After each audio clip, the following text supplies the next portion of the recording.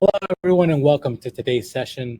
My name is Martin Guerrero. I'm with the Square Community Affairs team, and I'll be presenting Bringing Your Business and Brand Online. So, uh, it's crucial for us here at Square that we help all of our sellers understand the importance of owning their own online store or their own online presence, right? And there's a couple of key reasons why. One, when you own your own web store, you have full creative control, so you can iterate on your merchandising. Definitely control how your products are going to look, how you talk to your customers, how you describe your products, and really just ultimate control over the whole vision of what your web store is going to look like. Second, you have control on price, right? With third-party marketplaces, they're usually commission fees for finding customers, monthly fees. But with your own online store, you have complete control over your pricing and complete control on your margins. Now, there are definitely reasons for using third-party marketplaces. One of those, especially being, attracting brand new customers to discover you, and then once they do, directing them to your own website to where you have again those pricing controls. And third and most important, you own the relationship with your customers, right? When they're coming to your online store, they're dealing with you and you alone. They're not dealing with a third party, dealing with some other major corporation that they're dealing with. They're dealing specifically with you, and everything they're doing with you, you have record of, and you own that relationship, and you own the data, which is going to be very, very important, right? Having that data so you can make better decision making over your business with that information that your customers are giving you. All right, so thinking of the very first time you're getting online, and I've worked with many customers out there who have gotten online for the first time, and just some of the things that I've heard from them, right, about the purpose of their website, and that purpose really the obvious reason for what you think a website can do for you.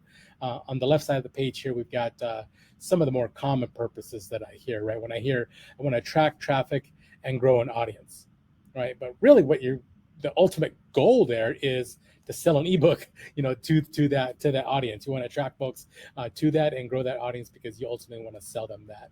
And so, like all of these here, showcase your products, share what you know, all great reasons to have a website, but they don't necessarily help you do anything specific, which is why you need to turn that purpose into a goal, right? And the goal is the real reason why you want and need a website. It's what you want to have, what you want to happen as a result of having that website up and running.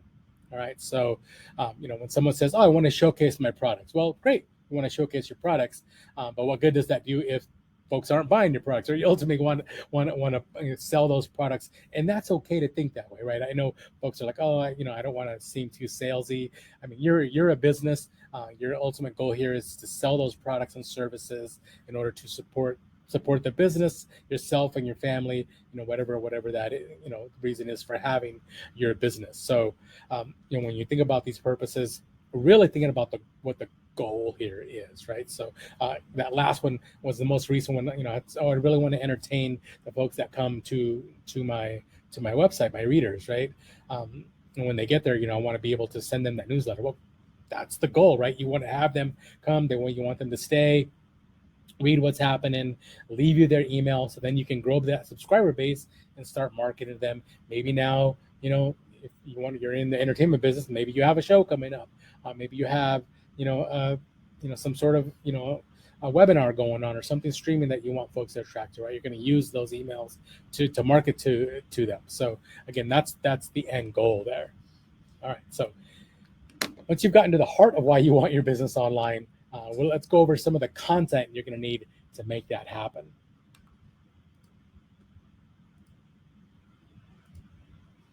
All right.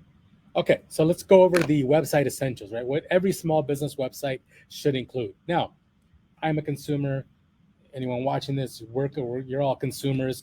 So this should be very familiar, right? So when you get on a website for the first time, you already automatically know what's going to be there, right? And the reason for that is you want people to be familiar with what they're doing on your website. You don't want them to be lost or struggling or trying to figure it out, right? So number one here is a logo, right? Should make a whole lot of sense there. If you have one, and you definitely should, it should be displayed right away.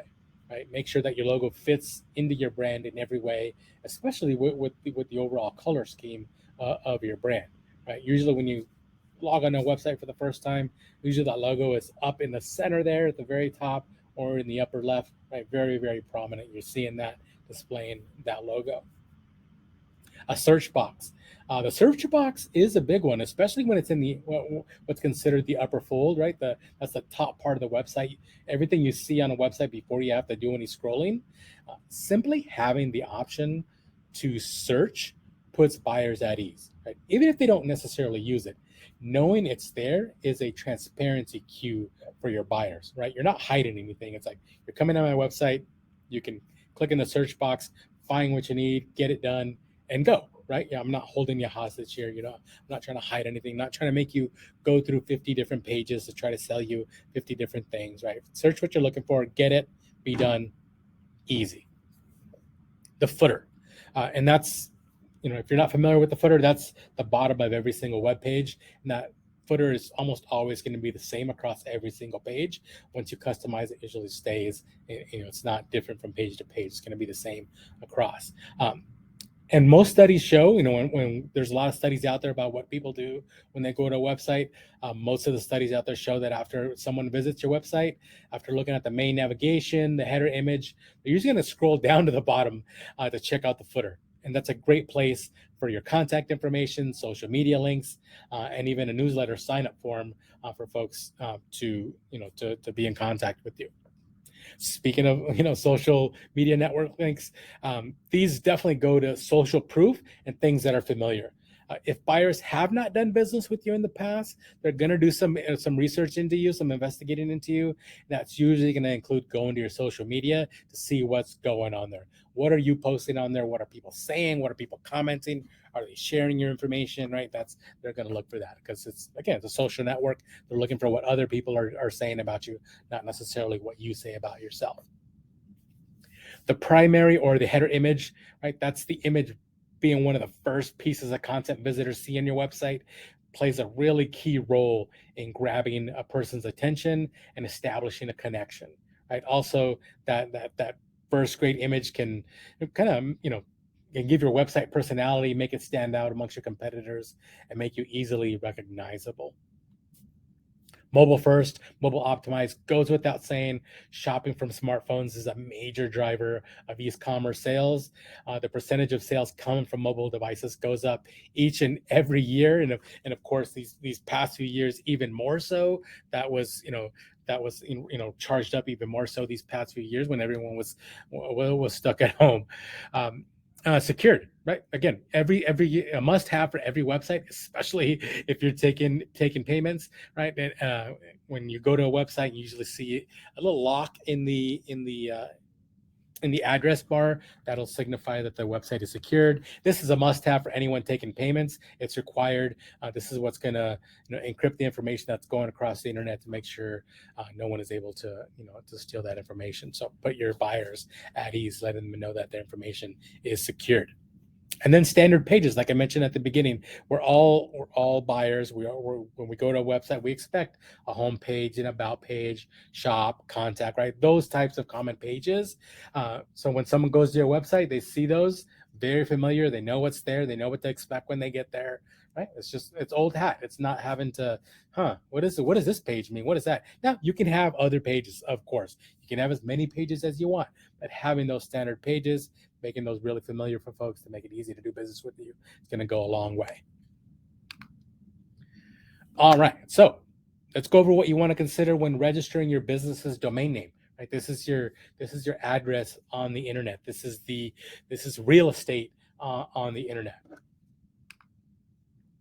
The most common domains, right? .com. Right? The biggest one out there, .net, info.org, some of the other most common ones out there. .com was, of course, one of the first domain extensions, which is why so many sites use it and it's most recognizable.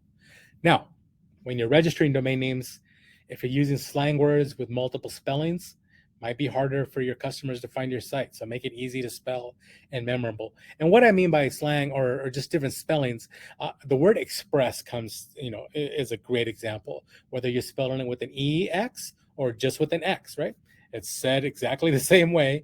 It sounds exactly the same, but it's spelled differently. So, and you have to spell a domain name exactly as you have it registered to get there. So someone could have, expressdomains.com with an EX and expressdomains.com with just an X. It can take them to two completely different websites, maybe even competitors, right? So you want to be sure you have something that's simple and, because if folks hear your domain name, but they don't necessarily have the spelling, they could end up at the wrong place. I see it a lot. If your domain name is long, complex, you definitely risk customers mistyping, misspelling it. As short and simple as possible is the way to go. It can be longer as long as the words that you're using are simple, right? If they're really simple words, but there's a few of them, that's not so bad as using really long words that, a lot of people have, problems maybe, remembering how to spell.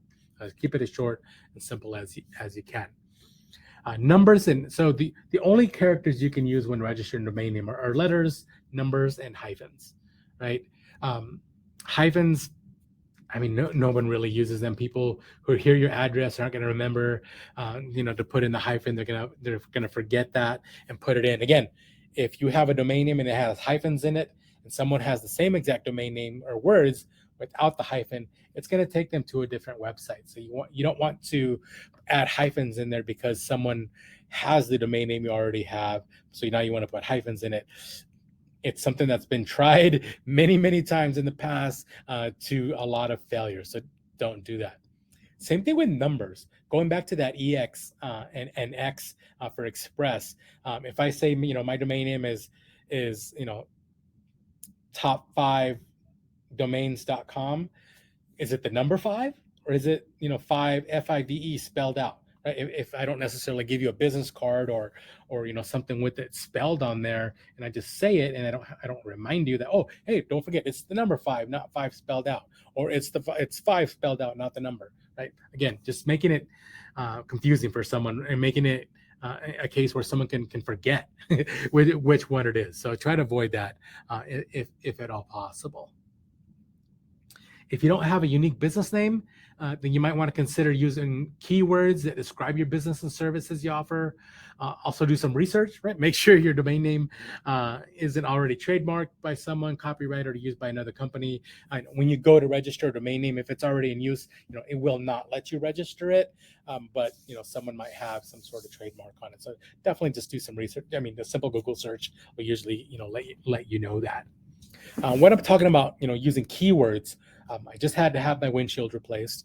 I'm here in Phoenix, Arizona. It's very, very common. Lots of rocks on the road, especially with the heat. Things crack really easily. And maybe I have Martin's windshield repair shop. Right, that's like my business name. Martin's windshield stop.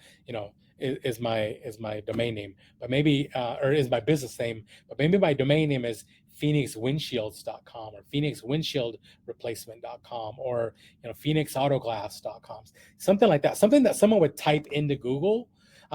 They don't know Martin's windshields, they don't know my business. They're trying to find to do business with you, but they would type into Google, Phoenix windshield replacements, and being that those are the keywords into my domain name, that's what's going to pop up, but it's going to take them to my website for to do business with me. So that's something, a really common a tactic out there as well.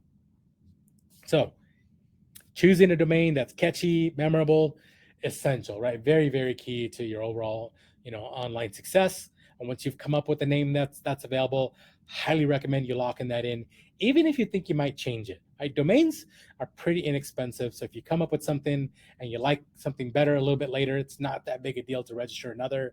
I mean, most places today, $10 to $20 a year. You can only register domain names in yearly increments, from minimum 1 year up to maximum 10 years at a time.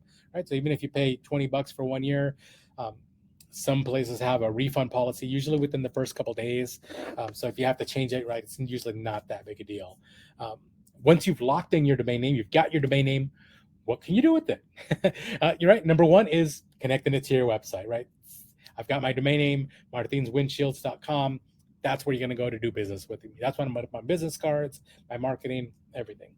The second piece is you can create custom email addresses. Now that you own that domain or registered that domain name, only you can create email around that domain name. So, president at martinswindshields.com, or whatever you might want to create around that. Third, especially if your domain name is your same as your brand name, right? Register your social media handles to match, right? So everything is very consistent throughout your online presence.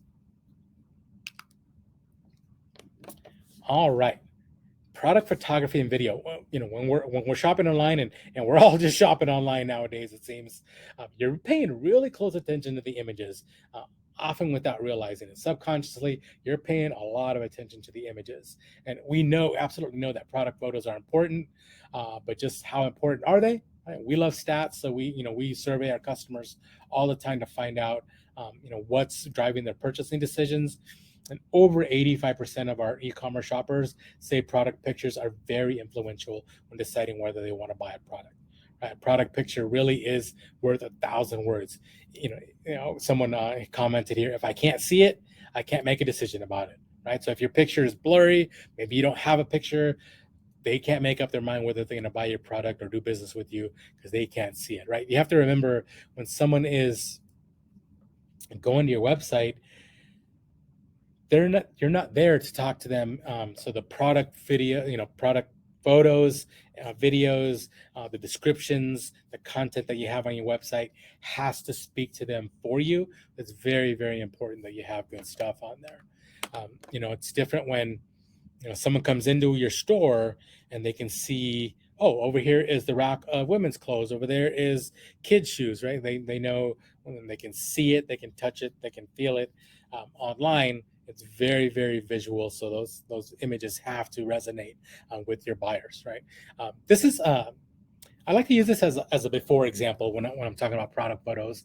The green background on the photo, not necessarily bad, but you can see like the game thing here is on a glass countertop, so that it reflects and it kind of makes that a little bit blurry, a little distracting, and then it's got that pattern in there, so you're trying to maybe figure out that pattern, right? It takes away focus from the product itself. The product should absolutely be the main focus. The after picture here, right? Same photo with the background removed, right? All white.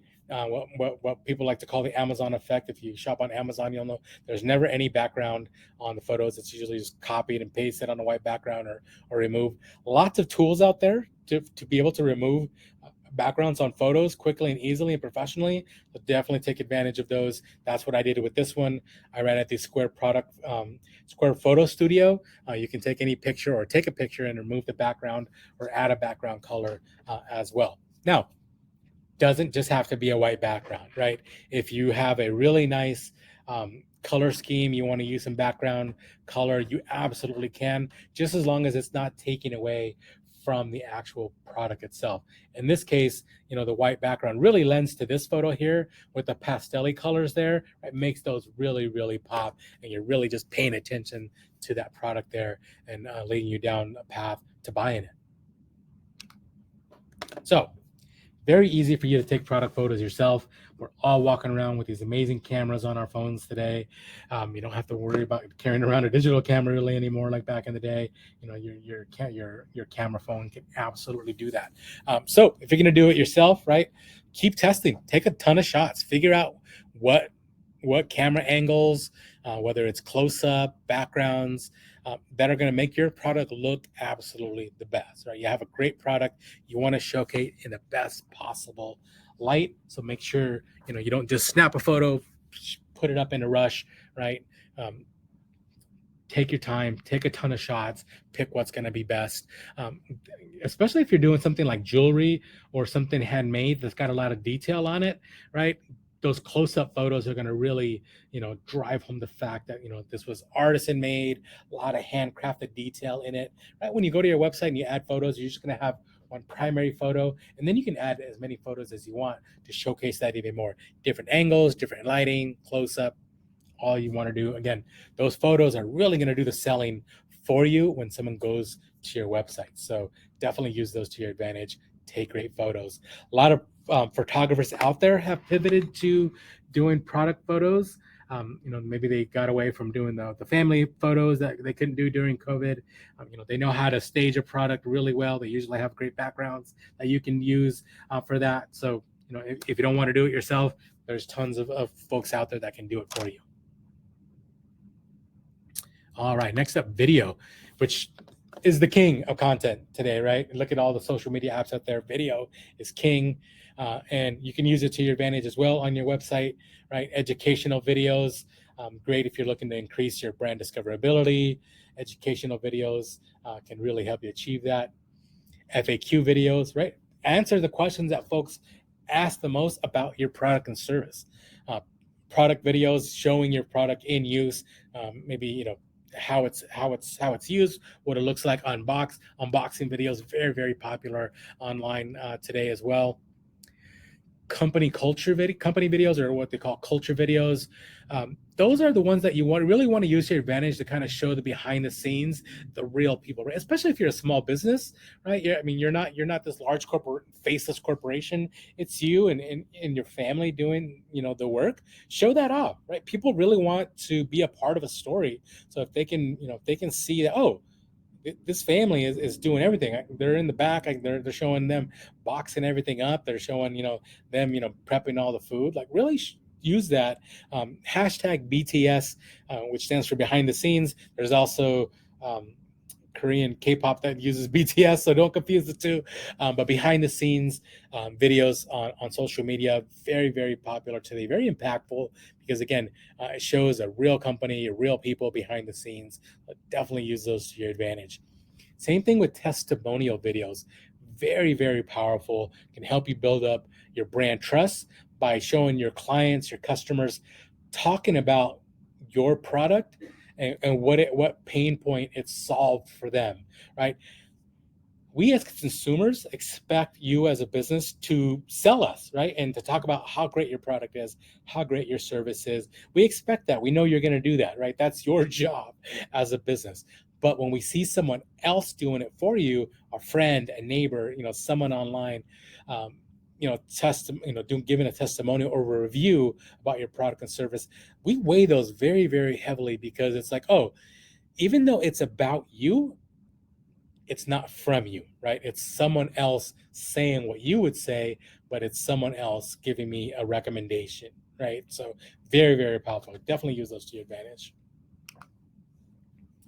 All right, calls to action. If you fail to use call to action on your website, or in marketing term, a CTA, right, to guide your users through your site and down a path of doing business with you, you could be losing, sales. Again, you're not on the website to tell them, you're not talking to them to tell them, oh, go here, here, and here, right? The website has to do that for you. And the two main purposes of a call to action are to tell someone what they should do and give them the motivation to do so. Right? As a general rule, your copy should be short and urgent. Again, we're all consumers. We've all been online. We're online every day. We've seen these, right? Buy now, shop now, upgrade today, give our workout routine a try, sign up today. VIP members get 25% off their next order, right? Those are calls to action. So maybe if you didn't know what those were, you definitely know what they are because you've seen them on every single website that you've been to. And again, these are telling you what to do, right? They're not asking you, they're not maybe mentioning it, they're telling you what to do. Like on our Square Online website page here, right, there's that blue button that sticks out from all the white there. Get started for free, right? It's not please maybe think about it. It's saying if you click this button, you're going to get started for free, right? And that's what we want you to do, right? So we want you to click that button and go down the path to getting your website started for free, right? It's telling you what to do. One of the most common call to actions you'll see out there, especially on social media, click the link in our bio, right? That's a call to action. They're telling you what to do. For more information, click on the link in our bio. It's taking you to do that specific action, right? So very, very important. Be sure you're using those on all of your pages to guide folks down the path of doing business with you. All right, email marketing. Still one of the number one channels out there for getting a return on your investment.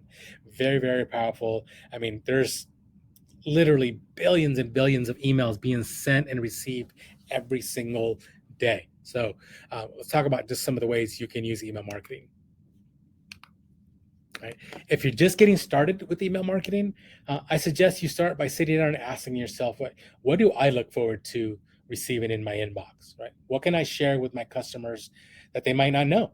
right? If I were my customer, what would I find interesting, right? And if you're getting online for the very first time, it's always great to have the option for folks to join your newsletter or to opt into giving you their email. Even though you just started, you want to start gathering those emails for future use, for future marketing availability, right? You can just start building up your list. It's never too early to start that. And I know a lot of businesses I speak with, they hesitate on this because they're thinking, oh, I don't want to be, look at like a spammer or anything like that. You're not, right? If you have a pop up on your website that says, hey, like, give us your email, sign up with your email today to receive our monthly newsletter, or sign up today to get 10% off your first purchase, right? I understand that if by giving you my email, that's what's going to happen. Right? And as long as you keep that promise, that social contract that we have there, great, no worries. I have an email specifically that I use for signing up on any website I do business with, and I know that inbox is going to be full with offers, with newsletters, coupons. Right? I know that. I know that by giving you my email, you're going to send me that stuff, and I've agreed to it. So don't feel like you're a spammer, right? Unless you start spamming folks, and if you say, hey, I'm going to send you a quarterly newsletter, and you send an email out every day, you broke that contract, and someone's going to flag you as spam and stop following you, which you ultimately don't want. So be very careful with that.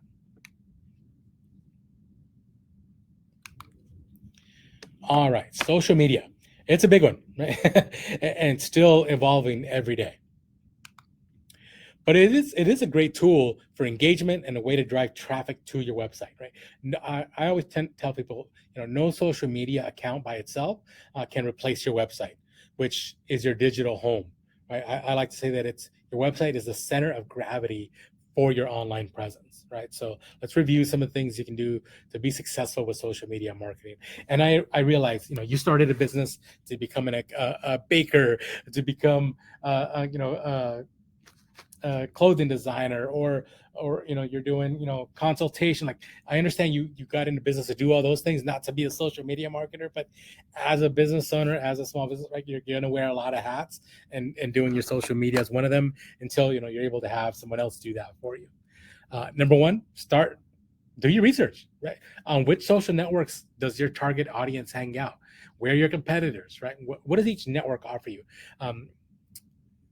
In general terms, right? If your audience tends to skew a little bit older, Facebook is usually going to be a better place for you.